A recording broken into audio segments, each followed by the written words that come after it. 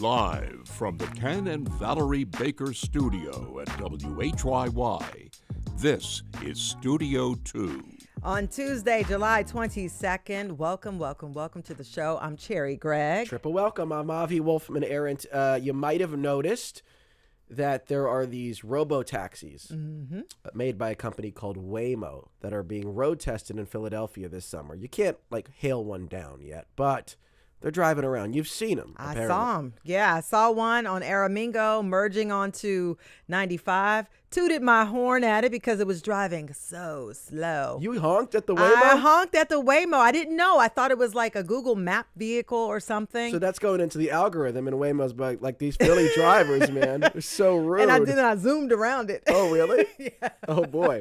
I was very Philly, y'all. You would be proud. So now if the algorithm for this Waymo gets more aggressive and mean, we'll know who to blame. Hey. But on a more serious note, this does seem to finally be evidence that this long-promised autonomous vehicle revolution is coming.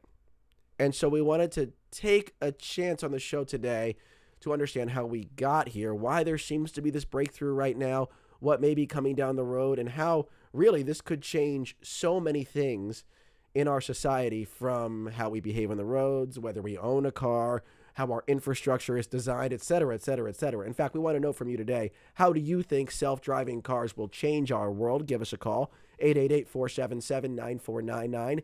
You can email studio2 at whyy.org. If you're on YouTube, hello. Drop a comment in the chat. Yeah, so many questions swirling around questions about this. And so I really hope that you all call in, participate. If you see one, let us know. You can even email us those photos, studio2 at whyy.org. I love seeing what people, see out in the world. Yes. And by the way, our producers are saying hashtag Waymo in the wild. So I guess if you send in a photo, you can hashtag it Waymo in the wild. But do you think autonomous vehicles will be the end of radio, or will severely hurt radio? I hope not. Because the theory is that if people don't have to watch the road, they could be streaming Netflix. They would have more options in the car. Well, they might put video, screens in the back of the seats like they do in a lot of New York cabs, and you can just watch. They can just run Studio 2 right in the Waymo. Right. But then traditional radio could be in a lot of trouble. Yeah, that could be, because that's where a lot of people listen. So where does your mind go with this whole AV conversation? Yeah. What do you think's coming around the bend? Give us a call, 888-477-9499, studio2 at whyy.org. Trio of local news stories. Cherry, start us off. So the members of AFSCME DC 33, the city's blue-collar workers union, they have voted to ratify the deal with the city of Philadelphia, which means the city's trash strike era is over, at least for the next 3 years. The union made the announcement on Monday about the result of the vote, which took place over the course of about 7 days. The vote, which has been certified, means that the union cannot strike until this contract expires. It also means that the city can start paying out $1,500 bonuses to the workers, which was part of the deal, along with 3% raises every year for the next 3 years, as well as some other concessions. And all of this comes after the very dramatic 8-day strike that put a lot of pressure on the Parker administration to raise the wages of DC 33 workers. And what stood out to me is, given the intensity of the negotiations, all the momentum and the pressure that was put on Parker during the strike and with all the protests, only around 2,300 of the 9,000 members of DC 33 actually voted on this deal. Wow. A little more than 1,500 voted in favor of the deal, which is about 64% of the people who voted, and a little over 800 voted against it. So I went online just to get a take about how workers felt about this. And some members said that the choice to them was to accept the offer or go back on strike, and people did not want to do that. They felt like the momentum was over. And others said they were just embarrassed by the low turnout. They wish more of their fellow union members had voted. And others just were asking, when are we getting our $1,500 bonus? Yeah. I wonder what explains the low turnout, given how much attention there was around this strike. And we haven't seen a strike like this in such a long time. And obviously there was the resolve there to go on strike. Yes. And we saw people with signs on street corners. And that is strange to me. And obviously, if you're, a union official in this region, in DC 33 or any other union, you're looking at that number and going, okay, so what explains this and what does it mean for the future of union power and solidarity? And there were a lot of questions raised about that during the strike. Yeah, I thought at least half the people would show out. I mean, it's hard to get there. You have to vote in person and all those things. But I thought at least 50%, 4,500 would have showed up. Yeah. But that wasn't even a third of the members. Yeah, and it's hard to know there's not a lot of precedent for this. So how many people typically vote? I don't know. By the way, story number 2. I want to get to this one. This is quite interesting. A Philadelphia rocker was supposed to play a county-sponsored event in northeastern Pennsylvania, but the show was canceled for political reasons. Adam Weiner is the front man for the band Low Cut Connie, based right here in Philly. They were scheduled to play a free show in Wilkes-Barre this week. It was a concert series run by Luzerne County and their visitors bureau. The show was canceled abruptly, and the county manager told the Inquirer that they canned Low Cut Connie because they want people to, quote, have fun and, quote, be safe and free of politics and propaganda. The backstory here is that Low Cut Connie recently released a protest song called Livin' in the USA, and they were one of several acts to cancel performances at Washington, D.C.'s Kennedy Center after Trump staged a hostile takeover of the board of the Kennedy Center. Here is Adam Weiner, who posted his reaction on Instagram yesterday after the show was canceled. I am upset. I think the organizers in Luzerne County made the wrong decision. They made a cowardly decision. It's a missed opportunity. We could have had a beautiful show this Friday, and artists like myself are losing work because of our principles.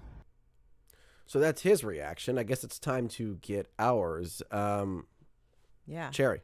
Well, this is an area of, I guess, Pennsylvania that did vote for President Donald Trump. So the county did. The county did. Yes. Very conservative county. But you know what? My spidey senses kind of tingled because the Luzerne County Visitors Bureau is funded by local government, primarily through a portion of hotel occupancy taxes. I looked this up.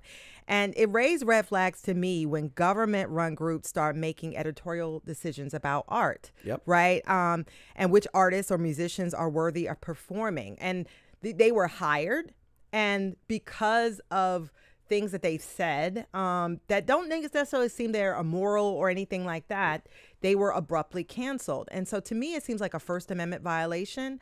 I don't know if the band would sue or anything like that, but it just seems like it crosses or at least bumps up on the line of, censorship. I'll say first, as a disclosure, I've interviewed Adam. I know him a little bit. Yeah. We're not like friends, but we live near each other. When I see him around the neighborhood, we always exchange pleasantries.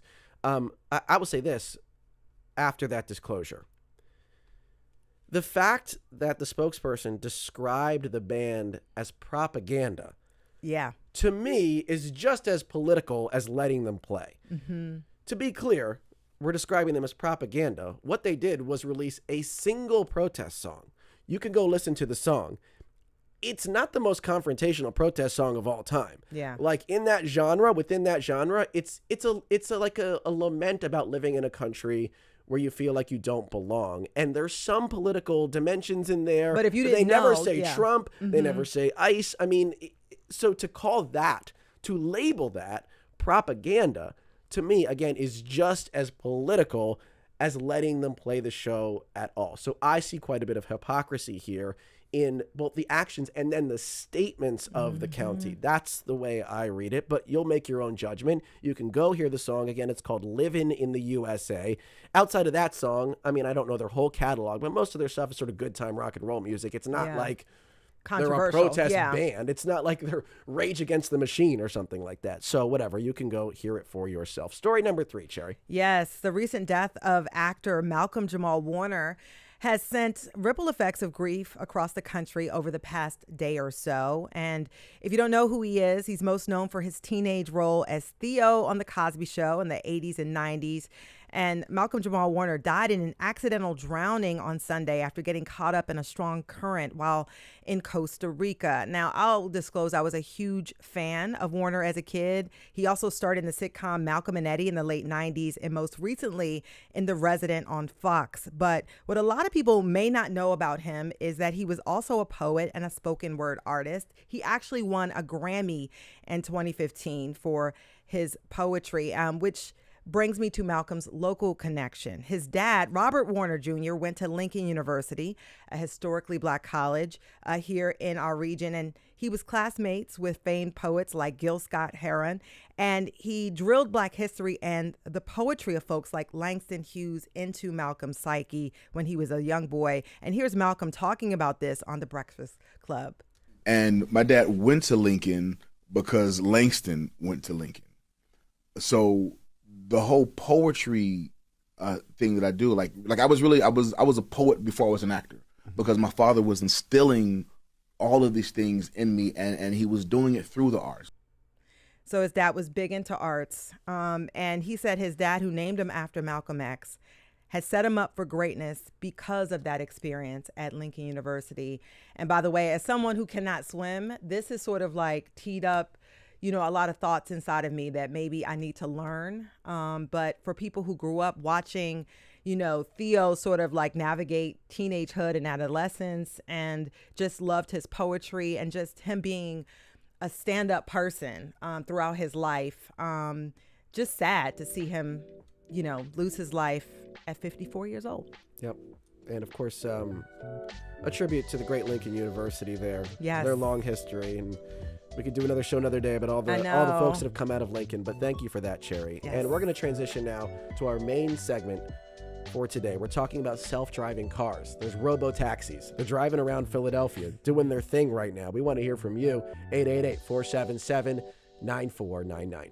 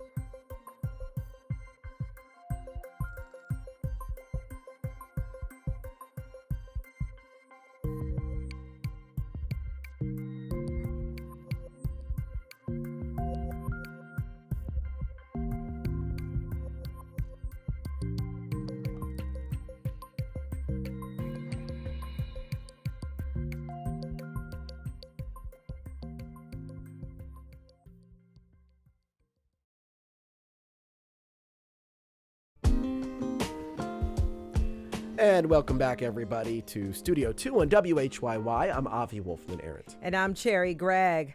A car that drives itself. For a lot of us, the very idea still feels like magic, but it isn't. It's a reality in many American cities, and Philly is joining that list. Waymo, which is owned by Google's parent company, began road testing its driverless taxis in Philly this summer. In places like Phoenix and LA, Waymo taxis are already whisking people around town with nothing but air in the driver's seat. And there's been a lot of hot air and hype about driverless cars over the last decade, but now it's translating into actual cars we can see and ride in. And that opens up a million questions on how fast this technology might take hold, who it might displace, and the ripple effects it might have on society. And so we invite you, our listeners at home and elsewhere, to join the conversation. Our question of the day is this: how do you think self-driving cars will change our world? The number is 888-477-9499. The email is studio2@whyy.org. And if you're watching on YouTube, drop those comments in the chat. To get the conversation moving, we've got a couple of great guests this hour. Aarian Marshall is a staff writer at Wired who covers transportation and technology and joins us via Zoom. Aarian, thanks so much for being here. Thanks for having me. And here in studio, we have Erick Guerra, professor of city and regional planning at Penn. Erick, thanks for joining us here in studio. Thank you so much for having me. I am going to bring in a caller at the top, always a risky move, but we've got Joseph from Philly, I think wants to talk about the experience of being in a Waymo. So Joseph from Philly, you're on Studio 2. You're starting us off this hour. What do you got? Yeah, so my husband and I, we were in L.A., and we took multiple Waymos while we were there. I was terrified at first, and they drive so much like a regular person that it became boring. Interesting. They're great. So boring is good, right? I think boring is very good in this case. Thanks, Joseph. That's the perfect place to start, because I wanted to ask Aarian Marshall, how did we actually get to this place where people are actually riding in robotaxis and the experience feels like what Joseph described? And I asked that because we've been talking about this idea for a long time, and then for someone like people like us, all of a sudden it felt like it was here, and we don't know why it broke through now. So Aarian, help us understand. Yeah, you're right. It's been a long journey. And there was a period kind of in the late 2010s where I think companies got a little bit over their skis and overpromised on the technology. So it's felt like for a while that these companies have been saying this technology is around the corner, but now it really feels like it is here. Now, the thing I always say about self-driving cars is that it's not about when, it's about where. So I know that in Philadelphia, where you are, Waymo has their road trip going on. So they're starting to do some maybe preliminary testing there, doing some demonstrations in Philadelphia. But there are cities in the US and also all over the world, and particularly in China, that really do have this technology now. And it may feel like it just kind of popped up, but this is actually a result of more than a decade of really hard work by these companies, and also, of course, billions and billions and billions of dollars in research and development. So it's been a long journey, but it does feel like it's here in some places. And I'm wondering, was there like a recent breakthrough? Was there, because we've been seeing the technology sort of refining itself from afar. So I just wonder, did something change technology-wise? Some guy at a chalkboard was like, I got it. And this was like the aha moment. Yeah, there hasn't really been a specific breakthrough. I'm sure your listeners have heard about some things that have been happening in artificial intelligence and in large language models. Some of that artificial intelligence breakthrough does apply to self-driving cars, but it's mostly just time and hard work. The thing about a critical safety technology like self-driving is that engineers call it the game of nines, or the rule of nines, and it's about getting it 99.999, keep adding nines to make it safer. So they really needed to get to a point where there were a lot of those nines before they were really comfortable taking people out of those cars and really getting them on the road with no one inside. I want to read this comment from Frank, who says insurance rates are going to be jacked insanely unless they can program Waymos to anticipate the Philly slide, blowing red lights and stop signs with a horn hog. Okay, putting aside the insurance part of that, what Frank talks about is just the way people drive around here. And of course, there's other things that Philly has as an environment that, say, a place like Phoenix or LA doesn't have. I mean, I at least my perception is those places are a lot of sunshine and superhighways. And so climactically, infrastructure-wise, they're not the same as Philly. So, Erick, are there going to be specific challenges to introducing these in places like Philly and New York that were not really present in some of those southern and western cities, or is it kind of the same challenge we're solving here? I think it's more similar than different. You referred to a Philly slide, and from a safety perspective, what you really don't want is two people doing it at the same time. Right. So having a car that doesn't participate in that is more likely to improve safety. I think probably we'll have some things here just in terms of people messing with the cars for fun in a way that maybe we haven't seen in as many other cities. But I think that's probably part of the challenge of figuring out how these work. I mean, you can imagine things like just kids playing chicken on bikes like they do with normal drivers, and kids do that in a lot of different cities. But the cars need to be responsive to that. So I think from that perspective, it's probably a reasonably good testing ground. Another thing just to keep in mind is your average speeds in a city like Philadelphia or New York are going to be substantially lower. Right. And I think that makes, the speed kills. So when you do have a collision, when it's at a higher speed, you're much more likely to see an injury or fatality. So actually having these vehicles on roads where speeds are slower adds an element of safety that I think is quite valuable as well. And there's speed bumps and all sorts of things all around Philly. I want to bring in another caller. We have Javier from Glassboro on the line. Javier, you're on Studio 2. What's your question or comment? Hi, thank you for having me. I think that there are both good and bad sides to having Waymo taxi drivers, because me and my wife, we personally like driving, but if we're going out for the night and, we want to have a few drinks, we always want to be responsible. And we have used some of the third-party driving. And I'll tell you, a human driver, they'll get you there, but safe isn't always their number one priority. They want to get you to point A to point B. And if you're a tourist that Philly loves, Philly loves their tourism. A lot of people don't like Philly streets, Philly drivers. A Waymo taxi would be great. Yeah. But the other day, my wife and I, we went to the Mount Cuba Center down in Delaware, featured by WHYY, great place, and driving through the mountains and near Wilmington, there's no better feeling.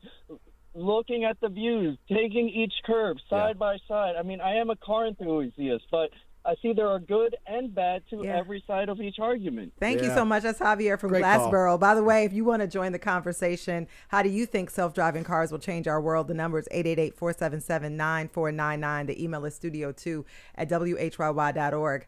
Aarian, I want to ask you this question because I want to zoom out a bit. I mean, Javier talked about, some of the good and bad, and Erick was talking about some of the infrastructure and just being in Philly. I don't understand how this works. So I want you to just explain to me, sort of how the technology works, how it's been learning so that it can go from a place like, San Francisco or Phoenix and now navigate its way safely around Philadelphia. Yeah, so it's a lot of data collection and a lot of repetition. So what's happening in Philadelphia right now and how Waymo and other companies usually start in specific cities is they'll have their self-driving cars on the road that have that technological capability, but there are people behind the wheel that are actually technically driving them. And they're gonna keep driving them. They're gonna be mapping the areas in these high definition maps and just collecting data on what the streets look like and kind of how they're changing day to day. And they just keep doing that. Once they have that data, they can test kind of in a simulation environment. So it kind of looks like a video game where they can kind of test their driver, which is called what they call their technology, over and over again in that kind of simulated Philadelphia maybe, before they take it onto the road. And they want to keep encountering new situations on the road. They don't want to see the same thing over and over again. And that's kind of the exciting thing about a place like Philadelphia or a place like San Francisco, where they've been testing for so long, is that in a city, you never know what you're going to encounter. I've seen cars encounter the kinds of situations that wouldn't be confusing for a human driver, but for a computer are super confusing. So for example, I've seen a video of a Waymo behind a truck that has a bunch of trees in it. Now, when you see that, you're like, oh, that truck is carrying trees, whatever, I'm going to drive normally. But the car sees that and they say, okay, I see a tree. I don't expect a tree to move, so I'm going to act a certain way. And then the tree starts moving and they're like, oh my gosh, is that a truck? Is that a tree? I don't know what's going on. So they have to keep encountering those novel situations that come up and kind of learn from them over and over again. So it's a really slow process. And quick follow-up, how long does this process take? Because I'm thinking about just the number of streets we have in a city like Philadelphia, these little baby streets. Like we have it's some funky little things going on. And I just wonder how long it takes for the technology to learn a city like this. Waymo says that every time they get to a new city, the process of learning it gets faster. So their technology is able to adapt to a specific city more quickly. But the truth is that the technology really will never stop learning. And they say that this is one of the strengths of these robotic cars is that, unlike a human, it's going to keep encountering situations and hopefully continue to learn from those situations. So the process is never quite done, which is both exciting and, of course, for these companies, kind of expensive. Speaking of expensive, real quick, Aarian, is Waymo making money yet off of this? How far away do you think they are from making money? We don't have to go too deep into all the different companies that are competing for market share, blah, blah, blah. I don't know how much that matters to the consumer, but is Is there like a real path to profitability in the near future, or is it still like kind of blue sky? Like we're way down the road on that. Yeah, that is the multi-trillion-dollar question. Waymo is a subsidiary of Alphabet, which is also Google. So they don't have to break out kind of what their finances look like in terms of just the self-driving car unit. So this is kind of the big question. They've told us that they make money on a per unit basis for the cars. But the bigger question is how can they really make a profit here? Of course, there's some money to be made in taking the driver out of the car, but this technology is so expensive, and something these companies don't like to talk about is how much human labor actually goes into running a robotaxi company. There are safety specialists who kind of answer the phone if you press a button in the car and get into trouble. There are people who need to clean these cars and who maintain these cars. Right. So it's super, super expensive, and it's not just about the technology. Yeah, some labor which of course costs is expensive. saved, but some labor costs accrued. And I just want to get you back in the conversation here, Erick Guerra, and set you up with a couple of comments from our listeners. So Domi on YouTube says, Waymo? Heck no. I don't feel comfortable enough to ride in one. Bars there from Domi. And Teresa, though, says, after a healthy bit of skepticism, I tried out Waymo in San Fran and Phoenix. They are great. It feels much, much safer than being a passenger in a Lyft or Uber where your driver is distracted, falling asleep, driving erratically. All experiences I've had more and more often. The way the sensors work is amazing. At the heart of all of this, when you're talking about this from an urban planning perspective, from a public policy perspective, is the fact that roughly 40,000 people die in motor vehicle crashes in America every year. So, do we have the chance here to maybe almost solve that problem in the long term? And what's the safety record of these cars versus human drivers? I think those are both quite interesting and important questions and I think they probably need to be unpacked a little bit. And a lot of it actually relates to cost. And I think we probably need to think. The first step is to think about the counterfactual. So here are 40,000 people who are dying. Well, right now we're really talking about Waymo and other companies like Baidu. They're operating in a relatively niche mode. They're providing taxi service. Taxis are also a relatively safe mode. Taxi drivers are generally professional drivers. They're mostly sober. They're mostly, focused on getting to and from where they're going safely. They're not replacing the most dangerous drivers they are right now. Most certainly not replacing the most dangerous drivers. So from that perspective, there are aspects of the technology which can hopefully over time improve safety. And even if we reduce collisions by 10% at some point in time, that's a massive improvement. So I think that there is a large focus on improving safety, but at the end of the day, it's really going to come down to cost, and part of that cost is the maintenance of the technology. So when you have a company like Alphabet or like Baidu that can afford to have teams of engineers who are working on this nonstop, you can have a much safer system. If you're really starting to get at those 40,000 crashes, or roughly 40,000 crashes that involve traffic fatalities, you're needing to interact with a very different set of people, set of driving behaviors and experiences. And right now, most people own and drive their own cars. And I don't think we're really talking at this moment about, self-driving cars replacing human drivers. You'd have to get the cost way down. Just not there yet. I think I saw one estimate. Ricardo Daciano from Cornell did a study. It was maybe like $5,000 is about what people would be willing to pay for an automated driving system in their own car. So it's got to come down a lot. Way down. I want to bring in another caller. We have Jay from Gladwin on the line. Jay, you're on Studio 2. What's your question or comment? Yes, so I wanted to comment on the safety. We have two Teslas that we use. I drive frequently in the full self-driving mode. And over the past few years, the accuracy of that has become amazing. And I feel that it's crossed a line where it's safer than a human driver. In fact, I wish there were more self-driving cars because they don't go through red lights. They don't do crazy things. And that would be reassuring if there were more on the road.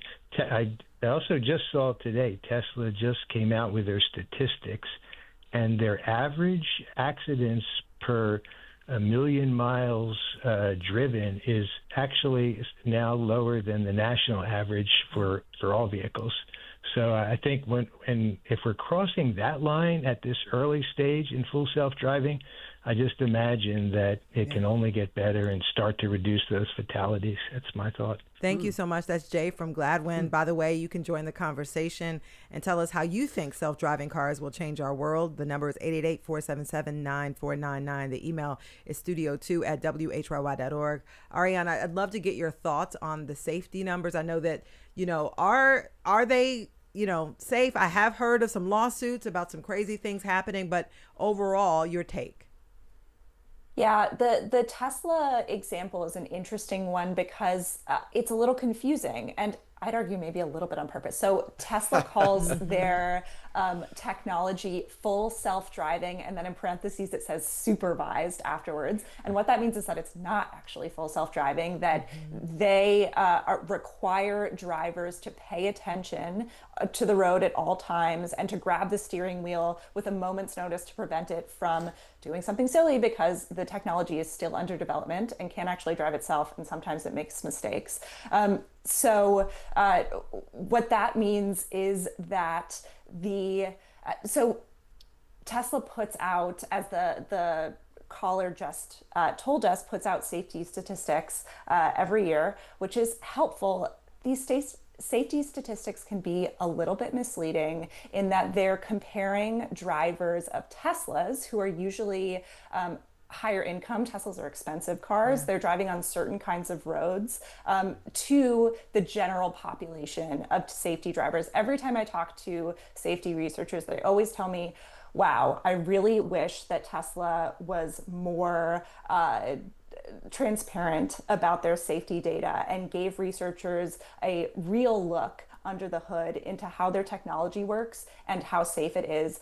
Because at this point, I'd say it's still not quite clear exactly how safe that technology is. Are you talking about just Tesla here in this case, or does that apply to Waymo? Because I saw a study about Waymo, 25.3 million miles, and over those miles, 9 property damage cases, 2 bodily injuries, and they said that was far lower than a human driver driving those same amount of miles. This is a 2022 study, I think, out of Switzerland. But correct me if I'm wrong. Does Waymo have the same sort of concerns about their safety statistics? Yeah, so Waymo is, and again, I'll make the distinction between what Tesla does on the cars that you can buy today and what Waymo does, which Waymo is actually full self-driving. They don't need a driver behind the wheel. Waymo has been more transparent about their safety data. They actually have a place online where you can look at all their safety data, and it's been, in some cases, peer-reviewed, so that's really great. And it does seem at this point like those cars are getting really safe because there are so many millions of miles that are driven by human drivers every day. It's kind of comparing apples to oranges at this point, because though Waymo has done millions and millions of miles itself, it's hard to actually compare those numbers at this point, but they're looking pretty good. Before we go to break, I want to bring in one more caller to tee up what we could talk about on the other side of the break. We have David from South Philly on the line. David, you're on Studio 2. What's your question or comment? Oh, hi. Thanks for having me on the show. It's a really good conversation. Full disclosure, I'm one of the co-directors of Peace, Justice, Sustainability Now. But speaking as a consumer, speaking for myself, one of the concerns I have is how this could divert investment capital into better public transit, which frankly I think is a more important need. And something that we really need to pay attention to, because we need better public transit. We should have light rail in every neighborhood in the city. Yeah. And putting money into these kinds of self-driving cars, in and of itself, I don't see that as a problem. But, I'm concerned about how that could impact these other needs. David from South Philly. Thank you so much. That's David from South Philly. Email from Gary, who says, same thing. What our cities need is an easily affordable minimum weight mass transit like the major cities in Europe have, rather than any cars, whether driverless, EVs, or gas. So a lot of people concerned about mass transit and the impact. And maybe Eric, you'll be able to talk about that on the other side of the break. Yeah, on the other side of the break, we want to talk about societal ripple effects with all of this, right? And I also want to read I'll tease this. There's a really interesting email from Polly in Bucks County that gets at an angle of this I never even thought about before. I'll end with one more comment from Slow Food, who says, I would use a driverless vehicle if it's deemed safe, but I like to drive. I will never give in to automation completely. It's something about being behind the wheel and being in control that is wonderful. Yeah, there is a sensation associated with it. Keep those calls and emails coming. 888-477-9499. Studio2 at WHYY.org. Talking about autonomous vehicles. And the other side of this break, we're going to get into that big picture blue sky conversation about like what some theoretical future could look like. Stick with us on Studio 2.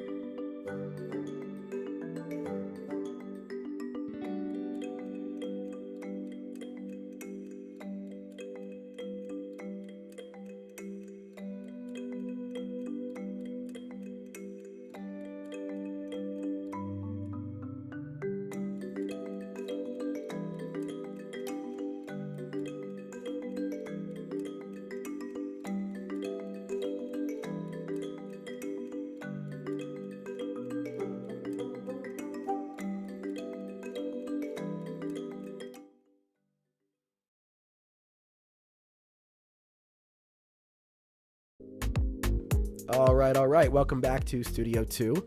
I'm Avi Wolfman-Arent. And I'm Cherry Gregg, and we are talking about self-driving cars. Robotaxis are already operating in many cities around the U.S., and now they are coming to Philadelphia.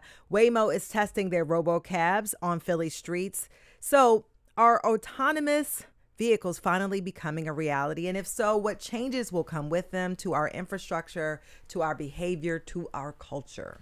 Our guests this hour are Erick Guerra, professor of city and regional planning at the University of Pennsylvania, and Aarian Marshall, a staff writer at Wired, who covers transportation and technology. Our question for you this hour, how do you think self-driving cars will change our world? Give us a call, 888-477-9499. You can email studio2 at WHYY.org. If you're on YouTube, drop a comment in the chat. So I want to bring in another caller before you go to that Polly email that you teased on before the break. But I want to bring in Brian from South Philly, who's on the line. Brian, you're on Studio 2. What's your question or comment?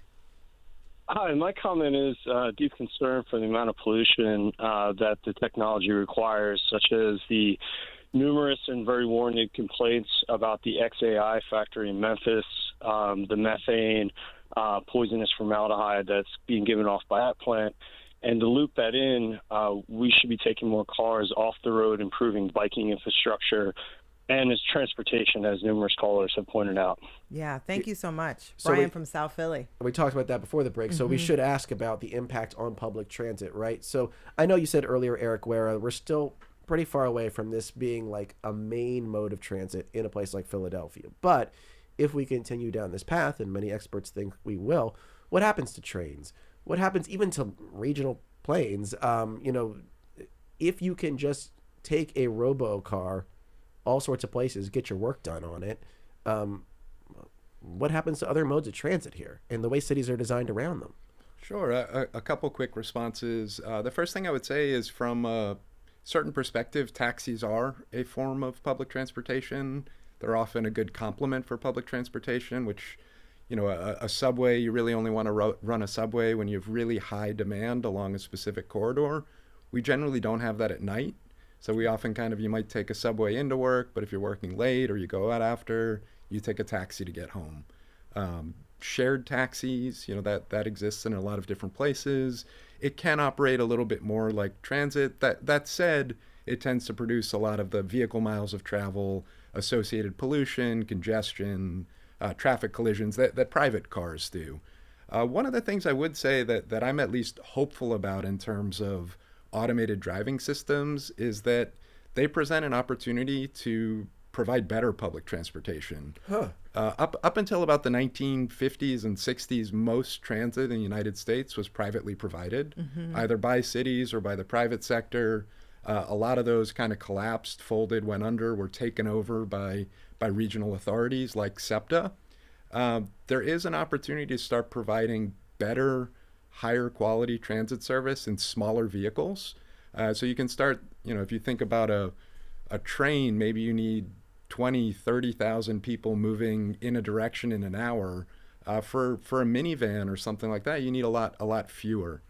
So you could start to think about higher frequency transit that can function in lower density places. And for me, that's one of the great opportunities of self-driving vehicles, particularly if the cost is relatively high, because the cost of labor for transit is relatively high as well.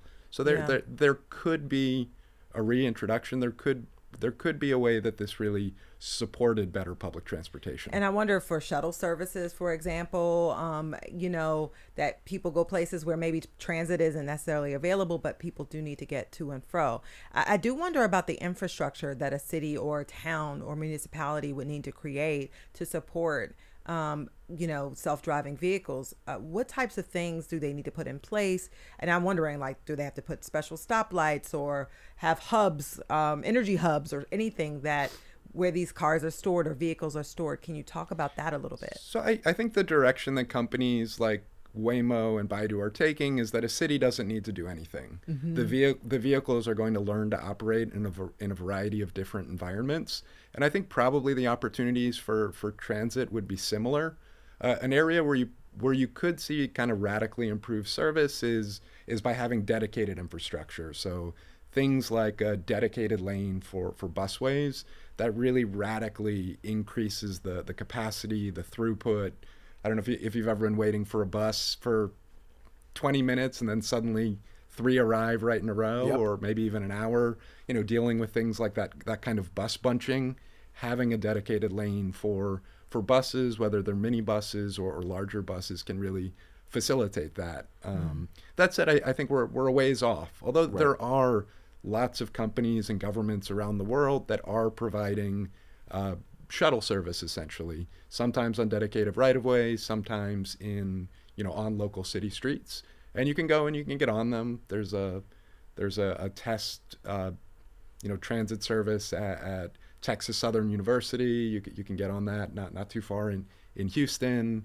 And there are bus services like that around the world. And so there really is an opportunity there. Again, a lot of this is going to relate to costs. At the end of the day, if the costs aren't low enough, this is just a really expensive service that's being subsidized by the hope of making money at some, and also by data collection. We haven't really talked about that at all. We have companies collecting a lot of data. Yeah, we had to have a comment. Someone was worried about privacy and surveillance. And surveillance with all that. Well, can you get into that a bit? Because there was some concern from and I apologize, I don't have your name in front of me. Sonia wanted to know about surveillance and data collection with all this. I mean, I think we've already created these massive databases. If you think about a vehicle driving around a city, you could suddenly identify almost, exactly where something is just based on a photograph. Yeah. Right. And that's really a potentially quite useful data set. Lots of different things. I think some of the imagery that's being collected, some of the LiDAR that's being collected, they can be used for generative AI. That's part of the business model, you're saying? I think it's potentially an interest. Yeah. Yeah. I want to bring in another caller. We have Don from Valley, PA on the line, who has one of my worries to talk about. Don, you're on Studio 2. What's your question or comment? Yes, my question is this a hackable system? Because God forbid someone should be, in a system like this and kidnapped or brought through a terrifying event. So my concern is how hackable is the system? Thank you so much. That's Don from Valley, PA. Ariana, I want to bring you back into the conversation because, Erick's talking about all the data that's being collected. I think about personal data that could very well be collected if you hail one of these taxis. People may know your identity. Can you talk about the hackability, the protection, any safeguards that are put in place on these vehicles? Yeah, I'd say the companies that are building this technology are putting a lot of thought and resources into making sure that this is not a hackable technology. So thus far, I certainly haven't heard, and listeners, if you had, please let me know. DMs are open. Yeah, please. About these vehicles being hacked or that specific kind of safety concern. Now, I will say that the US government a few years ago actually banned the use of Chinese software in autonomous vehicles. And the reason they did that, this happened during the Biden administration, is that the Commerce Secretary at the time said that the government had concerns about foreign actors being able to hack these vehicles and kind of control them from afar. Now, I heard from some people when that happened that was just kind of an excuse to get Chinese technology out of the US, which, maybe the government wants to do for other reasons. But it's something the government has talked about. And I'd say it's something that folks should be paying attention to. But not a huge concern. If you get into one of these cars, I don't think you have to be worried that you're going to get hacked and driven into a wall. A couple of comments from YouTube that I think kind of go together here. Satori Style Company says, if all vehicles drive in a uniform controlled fashion, it not only improves safety, but also significantly reduces traffic and congestion. That's huge. Akram says, I believe self-driving cars are safer than human drivers, but I wonder how humans drive when they're around self-driving cars. Do humans drive safer when they spot a Waymo, or the opposite? So this has to do with sort of the interaction of autonomous vehicles with other autonomous vehicles on the road and what the overall impact of that could be. And then this transition period where there are both. Erick, could you speak to both of those futures right now? Because I think it's on a lot of people's minds. Sure. I think that there is a lot of hope that different types of vehicle automation can really improve the effective capacity of infrastructure. You can have cars that are, spaced a lot more closely. I've seen studies, estimating of, up to a 500% increase on a highway. Wow. I think 500%? if for all vehicles automated, because they would be able to do it more efficiently. Yeah, they would move more efficiently. You can basically platoon the cars. That also reduces energy consumption because you don't have as much air, sort of waste. Yeah, so there's a lot more efficiency that could potentially kind of come out of it, particularly on highways. I think city streets are more complicated. Yeah. There does become a question if let's say you increase the vehicles on the Schuylkill Expressway by, a factor of 5. What happens to the exit ramps downtown? Yeah. And that becomes more of an issue. I think that's a bigger challenge. We're probably a ways off from this, but as you keep reminding us, there is a large potential for increased effective capacity, which I think begs the question of, should we really be widening roadways if this is potentially around the corner at some point in time, or the effective when you think about how long does it take to plan and execute a new highway widening, and how long does that infrastructure last? We're really talking about the horizon in which this might be a reality. Yeah, exactly. there's a high probability of it being a reality. I want to read this email from Dick, who says, I've been driving a Tesla for 2 years. The self-driving is usually okay, but it can't handle tricky situations as well as I can. I don't believe a city full of blind self-driving cars will be safe. For example, every time there's bad weather, it says self-driving impaired, and it just doesn't know what to do in unexpected situations like sudden construction, forcing lane merging. And so, Ariana, I want to ask you about bad weather, snow, sleet, hail. How are these self-driving cars and vehicles ready for that, especially in places like Philly that we get all sorts of weather here? Yeah, that's a great question. And I think one of the reasons why Philadelphia is so interesting as a place to test. So the callers Tesla actually works really differently from the Waymos in that the Tesla system just relies on cameras, which are cheaper. And the Waymo system has other kinds of sensors. They have radar and LiDAR.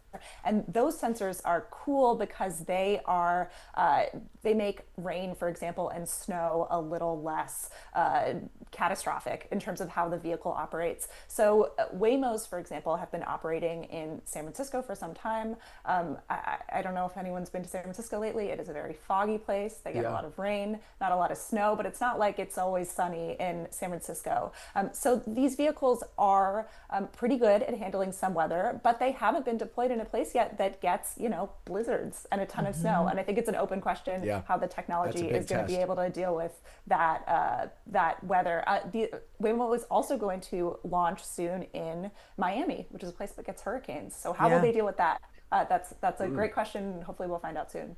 I wanted to read this email from Polly in Bucks County because I did tease it. So Polly said, I've used Waymo and I loved it. My son has ADD and is on the autism spectrum. He does not make decisions fast enough to attempt his driver's license test.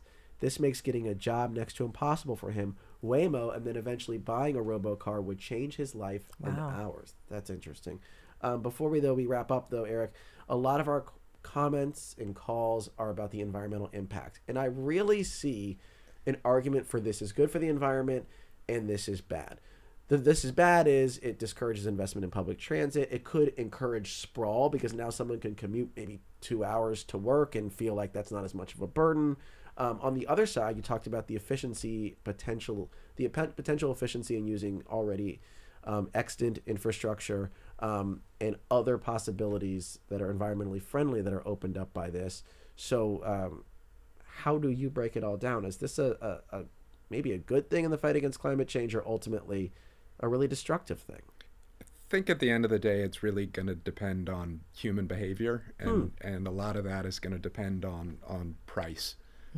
So if suddenly all of us can have automated vehicles and it's really cheap and we just add it to our private cars, the environmental effects are probably going to be substantial.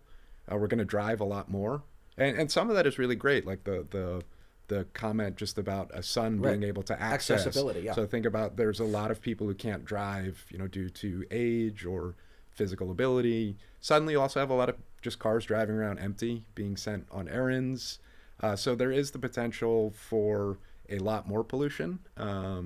And you add on to that the processing power, the computational requirements, which one of our callers brought up, and the environmental impacts of that. So I think in order for it to be net positive for the environment, we really need to be moving in a direction where it's a lot more about shared vehicles, improved public transportation, and sometimes, as I said, public transportation can be taxis. But ideally, there is an opportunity for running smaller transit vehicles at high frequencies, and suddenly it's pretty easy to get around the city. So if it goes basically like the private car route and everyone just has one of these, you're seeing bad impacts. If there's a version of this where it kind of lands on maybe like mini buses, mini mobile transit options, and there could be some real positives there. Almost certainly, and we'll see a mix. And we didn't even talk about whether public transit systems would then employ driverless technology, right? So many ripple effects. By the way, Brian from Wilmington says, good for helping elderly and disabled. And Brock from Romansville says, we should be investing more in teaching human good driving instead of robots. So those were two callers we could not get to. Oh my gosh, there's so much more to talk about with this, but we don't have time. Aarian Marshall, staff writer at Wired, who covers transportation and technology. So appreciate you being here today. Thanks for having me. This was really fun. Erick, Guerra, professor of city and regional planning at the University of Pennsylvania. Also appreciate your time. And we're going to have you guys back. We're just going to have to do it. Thanks so much, Erick. Thank you. I really enjoyed it. Yeah, because we didn't talk about the impact of labor. So many different ripple effects for this conversation. By the way, thank you to our producers that put the show together, Debbie Builder, Paige Murray Bessler, and Andreas Copes. Thanks to Mike Schiffler, our visual producer, Diana Martinez, and Tina Calicay engineered today's show. Our executive producer is Kevin McCory from Studio 2 here at WHYY in Philadelphia. I'm Cherry Gregg, and if I see another Waymo, beep, beep. But also think about the fact that maybe even they could redesign the car so that I know. the seats face different directions. I'm Avi Wolfman Aaron. We're out of Yes. time. Thanks for joining us, but there's just so much. So much. And tomorrow at noon on Studio 2, there is controversy swirling over the Trump administration's handling of the Jeffrey Epstein investigation. The case is leading to a deep divide within the Republican Party. The president has okayed the release of some information, but House Democrats and a portion of the president's base want full transparency. We will get the latest tomorrow at noon. Coming up. And you get to weigh in. You get to weigh in. Give us a call. I know you got takes on this one. Coming up next, though, on WHYY, it is Here and Now.